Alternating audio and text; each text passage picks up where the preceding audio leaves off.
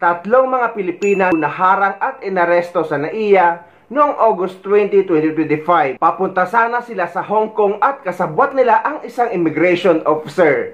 At meron pang sketch at picture na nagtuturo kung saang immigration counter dapat sila pipila. Tatlong babae namang pasahero ang inaresto ng NBI sa Ninoy Aquino International Airport matapos mahuling may dala umanong pekeng overseas employment contract. Ayon sa NBI International Airport Investigation Division, naharang ang tatlo noong Agosto 20 habang papuntang Hong Kong bilang turista. Lumabas sa investigasyon na sila ay na-recruit sa social media para magtrabaho sa Cambodia bilang customer service representatives. Napag-alaman ding isang immigration officer ang unang nagpalusot sa kanila na ngayon pinaghahanap ng NBI. Sinampahan ng kasong falsification ang tatlong babae habang ang opisyal ay naharap naman sa kaso sa ilalim ng Cybercrime Prevention Act at Anti-Trafficking in Persons Act. Estado ng National Bureau of Investigation ang tatlong individual sa lungsod ng Pasay dahil yan sa paggamit ng peking dokumento sa kanilang pag-alis papalabas sana ng ating bansa. Kinilala ang mga ito na sina Rhea Borda y Macario, Nora Pandi at Baby Magarico at naaresto nga dyan sa Ninoy Aquino International Airport. Sila inaresto sa kasong paglabag sa Article 172 o kaya naman ay use of falsified document sa ilalim ng Revised Penal Code. Sa pag-iimbestiga ng mga tauhan ng National Bureau of Investigation International Airport Investigation Division, natuklasang sila ay nakaschedule na umalis ng ating bansa tungo naman sa Hong Kong bilang mga turista. Ngunit naharang ang dalawa sa mga ito ng Border Control and Intelligence Unit sa boarding gates ng paliparan habang ang isa naman ay hinarang din ng ito ay ma-inspeksyon. Sila ay na-flag dahil naman sa pagpresenta ng kahina-hinalang pineking overseas employment contracts na kanilang daladala. Inamin pa ng mga naarestong individual na sila ay na-recruit sa pamamagitan lamang ng social media upang sila ay magtrabaho sa Cambodia bilang customer service representatives. Samantala, kabilang sa mga nakasuhan ay ang immigration officer na si Muhammad Rashid Madalelonto na ngayon ay wanted na sa mga otoridad.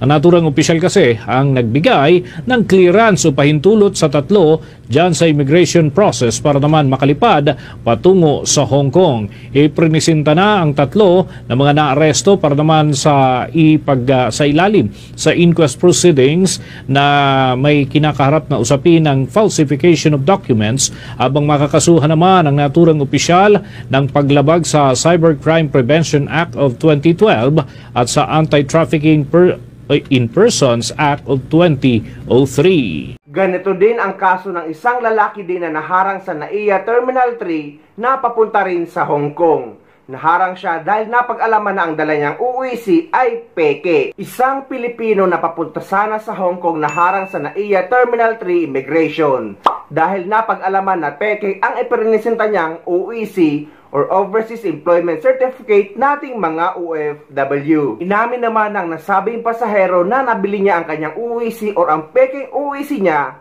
sa mga nag-aalok ng UEC assistance online. Ito nga ang madalas na babala natin sa mga kapwa natin OFW na kahit isa kayong dokumentadong OFW at kahit isa kayong balik magagawa na kumpleto sa dokumento pero hindi kayo marunong mag-acquire ng UEC exemption online at kinatamaran niyong pumunta sa DMW or POA office at nagpa-assist kayo sa mga nag-aalok sa social media. Pwede itong mangyari sa inyo at maharang sa immigration kapag nabiktima kayo ng mga peking UEC.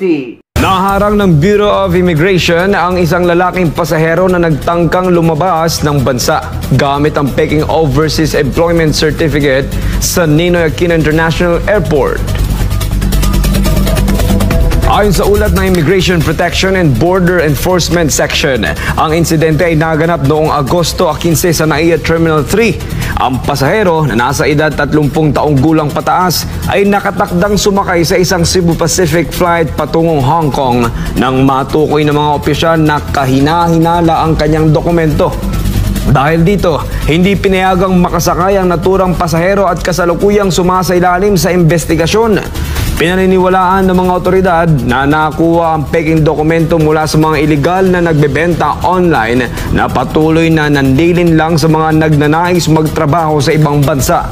Binalaan ni BI Commissioner Joel Anthony Viado ang publiko na ang paggamit ng peking papeles ay hindi lamang paglabag sa immigration at labor laws, kundi naglalagay rin sa mga biyahero sa panganib tulad ng human trafficking. Itong Bureau of Immigration o BI ay nagbabala sa mga OFWs sa mga nabibili nilang peking OAC.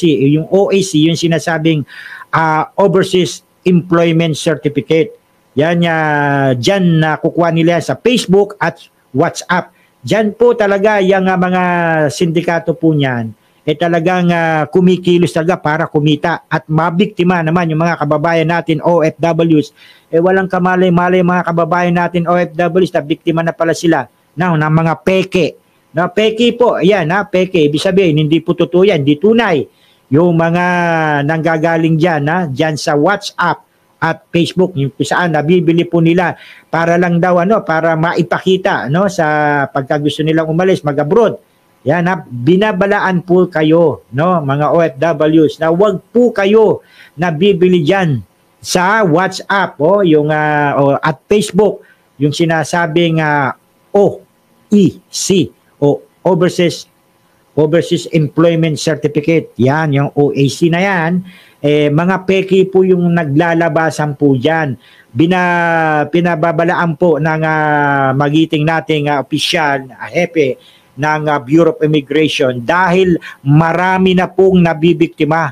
Marami pong na question diyan pagpasok diyan sa sa Bureau of Immigration. Kasi isang kababayan natin na OFWs biktima po ng peking OAC. Gusto lang makaalis, siyempre. Yung mga hindi na sila pipila. Yung mga gustong mapadali yung kanila mga yung mga dokumento pupunta sila ngayon sa sa Facebook, sa WhatsApp. Ayan, dahil sa gusto niyo mapadali na makuha yung na tulad ng OEC, peke naman pala.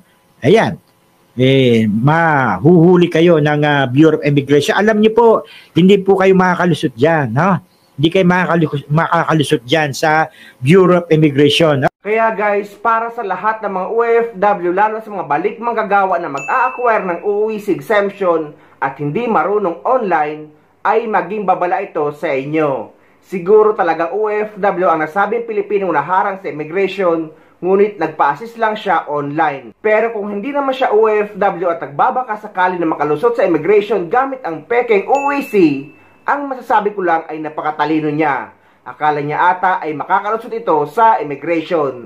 Kaya guys, inuulit natin sa mga kababayan natin OFW, kung balik magagawa kayo at hindi marunong online, ay sumadya kayo sa pinakamalapit na POA office or DMW office na ngayon at pwede kayong bumaprint ng OEC exemption sa kanila para hindi kayo nabibiktima ng mga peking OEC.